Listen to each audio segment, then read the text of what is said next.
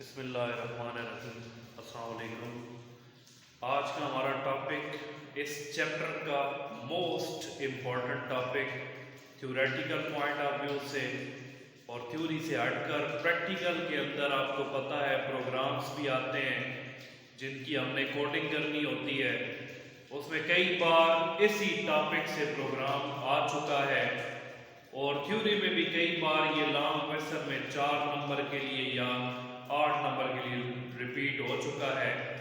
तो पहले हमने जो स्ट्रक्चर पढ़े दो, इफ देन और इफ देन एल्स, वो आते हैं सिलेक्शन स्ट्रक्चर में। जो पहले दिन का टॉपिक था कंट्रोल स्ट्रक्चर, उसमें 3 तरह के स्ट्रक्चर है, सीक्वेंस, सिलेक्शन एंड तीसरा स्ट्रक्चर था लूप। तो आज हमने लूप कंट्रोल स्ट्रक्चर जो है उसके 2 टॉपिक करने हैं। उनमें से आज का हमारा फॉर नेक्स्ट लूप सबसे इंपॉर्टेंट टॉपिक है। तो पहले मैं स्टार्ट लूंगा लूप क्या होता है। थोड़ा सा इंट्रोडक्शन मैंने पहले दिया हुआ है, व्हाट इज लूप। लूप के दूसरे नाम मैंने बताया था, इसे रिपीटिशन भी कहते हैं, आइटरेशन भी कहते हैं। अब रिपीटिशन से हमें आइडिया हो रहा है कि जिसमें कोई चीज रिपीट हो रही है।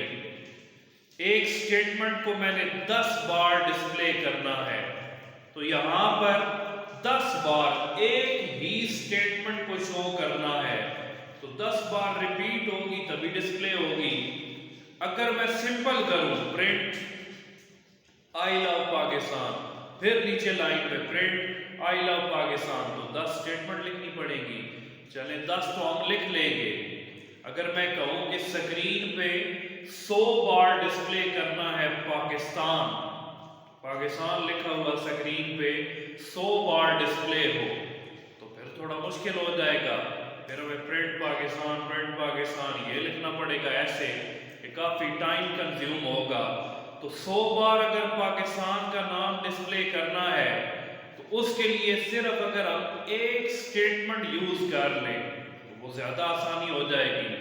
तो ऐसी सिचुएशंस जिसमें हमने किसी स्टेटमेंट को बार बार चलाना है या किसी सीरीज को शो करना है, मसलन मैं कहता हूं 1 से लेकर 50 तक नंबर डिस्प्ले करो, 1 से लेकर 50 तक नंबर डिस्प्ले करना है, तो यहां पर एक सीरियल को, एक सीरीज को शो कराना है। तो इसके लिए फिर हमें लूप का सहारा लेना पड़ेगा। तो लूप जब हमें स्टेटमेंट को रिपीट करना है या सीरीज को शो करना है तो फिर लूप का सहारा लिया जाता है। लूप की मदद से फिर कोडिंग करना, प्रोग्राम बनाना हमारे लिए बहुत ही आसान हो जाता है। तो फॉर नेक्स्ट लूप,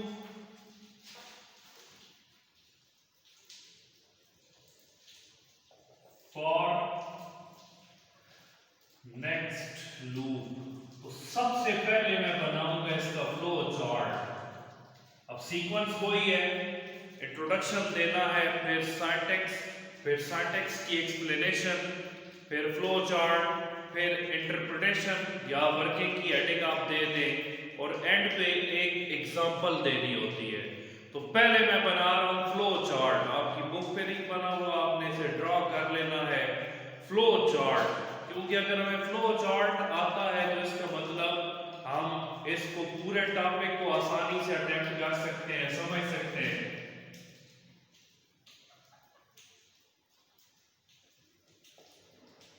इसमें एंडिंग वैल्यू ऑफ वेरिएबल आती है जिसको हम कंडीशन भी कह सकते हैं, क्राइटेरिया भी कह सकते हैं। कंडीशन और क्राइटेरिया, या ऐसे यहां पर लिखा जा सकता है एंडिंग वैल्यू ऑफ वेरिएबल। ये एवेल्युएट होगी अगर तो ये कंडीशन ट्रू हो रही है, कंडीशन ट्रू है तो फ्लो लाइन इधर आएगी, आगे ट्रू के साथ एक स्टेटमेंट होगी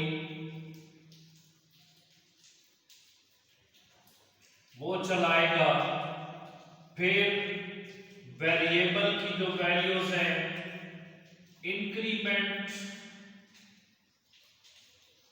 या डिक्रीमेंट, इसको भी मैं समझाता हूं। इंक्रीमेंट डिक्रीमेंट क्या होता है, कैसे दिया जाता है। फिर इंक्रीमेंट या डिक्रीमेंट वो इस पे अप्लाई होगा और फिर स्टार्ट में आ जाएगा, प्रोग्राम के स्टार्ट में। फिर कंडीशन एवेलुएट होगी, फिर स्टेटमेंट चलेगी अगर कंडीशन ट्रू है, फिर इंक्रीमेंट या डिक्रीमेंट आएगा, या कुछ सिचुएशन में इंक्रीमेंट देना पड़ेगा। कोई सिचुएशन ऐसी भी आ सकती है जिसमें इंक्रीमेंट देने की जरूरत नहीं है, वहां पर डिक्रीमेंट भी यूज हो सकता है। तो यहां पर ये स्टेटमेंट को तब तक चलाता रहेगा जब तक ये कंडीशन ट्रू रहेगी, और जो ही कंडीशन फॉल्स होगी ये लूप को टर्मिनेट कर देगा। अब किस तरह से, मसलन मैं कहता हूं नंबर शो कराएं 1 से लेकर 10 तक, ये नंबर शो कराने हैं 1 से लेकर 10 तक। तो स्टार्टिंग वैल्यू में दूंगा 1, एंडिंग वैल्यू दूंगा 10, कंडीशन में लगा दूं कि लूप को रिपीट करो जब तक वैल्यू 10 के बराबर या उससे छोटी होगी, जब तक वैल्यू 10 तक नहीं चली जाती, उससे जब जब वैल्यू कम आती रहेगी इस स्टेटमेंट को डिस्प्ले करता जाएगा, नंबर को डिस्प्ले करता जाएगा। और जो ही एंडिंग वैल्यू से इंक्रीमेंट उसकी वैल्यू बढ़ा देगा, 10 से 11 कर देगा, लूप टर्मिनेट हो जाएगा। तो यहां पर हमें 1 से 10 तक जाने के लिए इंक्रीमेंट देना पड़ता है।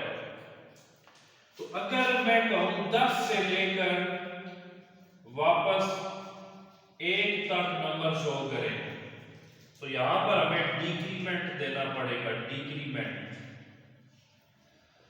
डिक्रीमेंट मतलब माइनस में हमें वैल्यू देनी पड़ेगी, माइनस में स्टार्टिंग 10 होगी, एंडिंग 1 होगी, फिर 10 से हमने वापस 1 तक आने के लिए माइनस में डिक्रीमेंट, उसकी वैल्यू वेरिएबल की डिक्रीज करनी होगी।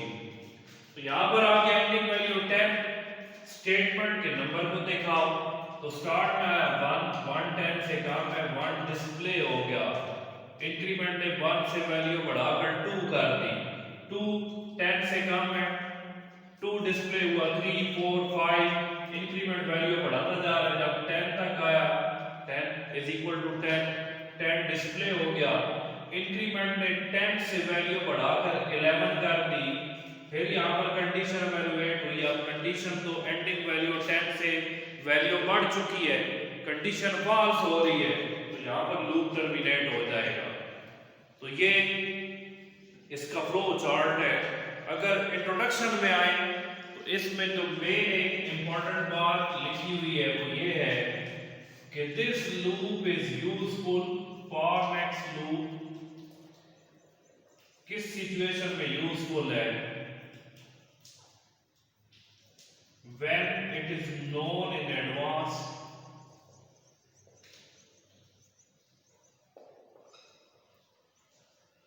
that how many times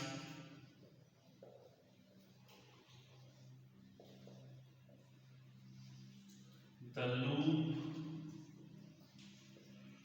will be repeated। ये इसका एक निचोड़ है कि ये लूप कब यूजफुल है, जब हमें पहले से पता हो कि कितनी बार हमने रिपीटिशन करनी है लूप की। अब हमें पहले से पता है 1 से 10 तक 10 बार हमने स्टेटमेंट को रिपीट करना है, ये लूप 10 टाइम चलेगा, फिर प्रोग्राम टर्मिनेट हो जाएगा। तो इस सिचुएशन में सूटेबल है जब हमें पहले से पता है कितनी रिपीटिशन होंगी लूप की। तो ये इसके इंट्रोडक्शन में 2-3 लाइंस में इंट्रोडक्शन लिखा हुआ है। फिर सबसे बुनियादी चीज आ गई syntax, syntax of for next loop. For के बाद वेरिएबल का नाम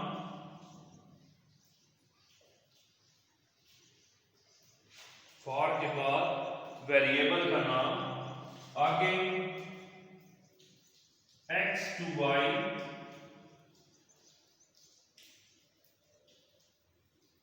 step z,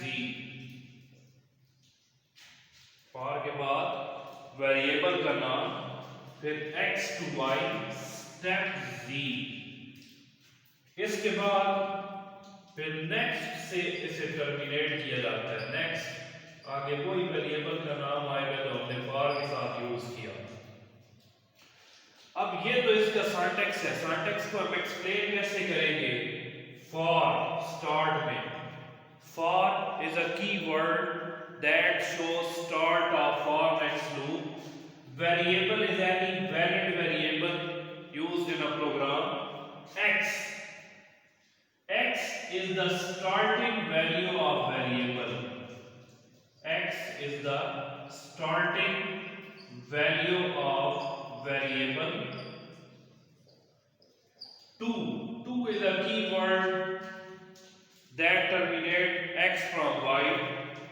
Y is the ending value of variable.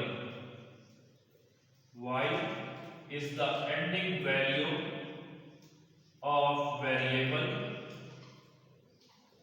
And Z can be increment or decrement. Increment or decrement. Z can be increment or decrement. अगर z plus में है तो हम increment दे रहे हैं, वेरिएबल की वैल्यू बढ़ा रहे हैं। अगर z माइनस में है तो हम वेरिएबल की वैल्यू को डिक्रीज कर रहे हैं। अब अगर हमने नंबर शो कराने हैं तो फॉर के बाद वेरिएबल का नाम, स्टार्टिंग वैल्यू x की 1 आ जाएगी, एंडिंग वैल्यू इसकी y जो है ये 10 आ जाएगी, और 1 से 10 तक एक एक नंबर का हमने इजाफा करना है। स्टेप वन ये इसमें इंक्रीमेंट आ जाएगा। स्टेप 1 इसमें इंक्रीमेंट, तो इसको हमने कैपिटल लेटर में लिखना है। स्टेप 1 एक कीवर्ड है जिसके बाद z की जगह पे हम कोई भी इंक्रीमेंट या डिक्रीमेंट देते हैं। फिर next is a keyword that shows termination of for next loop, जहां से फॉर नेक्स्ट लूप खत्म होता है। और ये जो नेक्स्ट के बाद वेरिएबल हमने लिखा, उसी वेरिएबल का नाम आएगा जो फॉर के साथ हमने यूज किया। तो ये इसका सिंटैक्स है। सिंटैक्स की एक्सप्लेनेशन आ गई। फिर फ्लो चार्ट, अगर वर्किंग में हम देखें, हम कहेंगे first of all the condition will be evaluated, it will repeat statement or set of statement until the condition will remain true. Statement या सेट ऑफ स्टेटमेंट को चलाएगा, तब तक चलाता रहेगा until the condition remain true, जब तक condition true रहेगी। and it will terminate the loop when the condition will become false. ये टर्मिनेट करेगा लूप को जब कंडीशन फॉल्स होगी।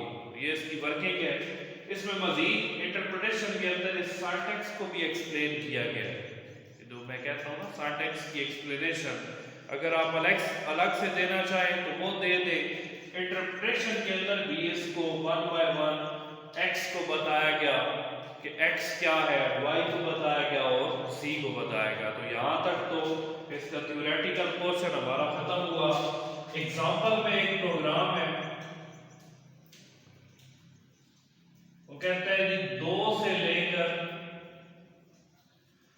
100 तक ये जो सीरीज जाएगी, 2, 4, 6, 8, 10, 12, 14, 16, कहां तक 100 तक इस सीरीज को ना दिखाए, बल्कि सीरीज का जो सम है वो दिखाए। तो sum is equal to 0। Line number 10 से हम स्टार्ट करते हैं। Sum is equal to 0।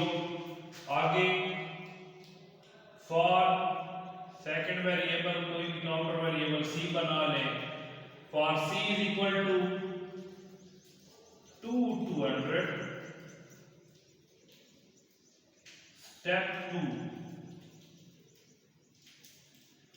अब यहां से फॉर लूप मैंने अप्लाई किया। फॉर आगे काउंटर वेरिएबल आ गया सी, कोई भी वेरिएबल बना दे।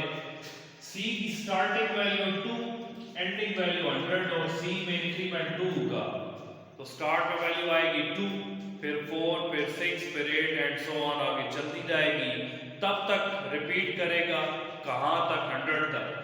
फिर 30 पे sum is equal to sum plus I, sum plus C, ये जो काउंटर वेरिएबल हमने बनाया हुआ है कि सम क्या होगा, सी की जो वैल्यू आए उसे साथ साथ ऐड करते जाओ। 40 पे नेक्स्ट आई, नेक्स्ट ये जो हमने फॉर के साथ वेरिएबल रखा सी वही आएगा, नेक्स्ट सी। इसके बाद 50 पे print sum is equal to, ये आ गया डबल कोट्स में, आगे इसका वेरिएबल का नाम आ जाएगा सम, और 60 पे एंड। अब ये sum is equal to sum plus C क्या है, सम में स्टार्टिंग वैल्यू है 0, 0 is equal to 0 plus C की वैल्यू 2, इसमें सम में 2 स्टोर हो जाएगा। फिर नेक्स्ट रिपीटिशन में 2 is equal to 2 plus 2, answer आ गया 4, तो सम वेरिएबल का जो नाम है इसमें 4 स्टोर हो जाएगा। नेक्स्ट रिपीटिशन में फिर सम की जगह आएगा 4, 4 is equal to 4 plus 2 6 and so on, ये आगे चलता जाएगा। इस तरह से टोटल ये जो 2 से लेकर 100 तक नंबर्स हैं, ये जो सीरीज है इनका सम वो डिस्प्ले कर देगा। प्रिंट के बाद मैंने बताया सम, आगे वेरिएबल का नाम दे दिया कि सम में जो भी वैल्यू आए उसे स्क्रीन पे डिस्प्ले करना है। तो ये इसका फ्लो चार्ट बुक पे आपका नहीं बना हुआ वो आपने साथ बना लेना है। तो कल इंशाल्लाह इस चैप्टर का जो लास्ट हमारा एक मेन इंपॉर्टेंट टॉपिक है व्हाइल व्हेन डू, वो भी है इसी तरह से, बस माइनर सी चेंज है उसमें, और नेस्टेड लूप का थोड़ा सा इंट्रोडक्शन है, सिर्फ उसकी डेफिनेशन है वो हम करेंगे और हम चैप्टर नंबर 3 को खत्म करेंगे। Thank you so much.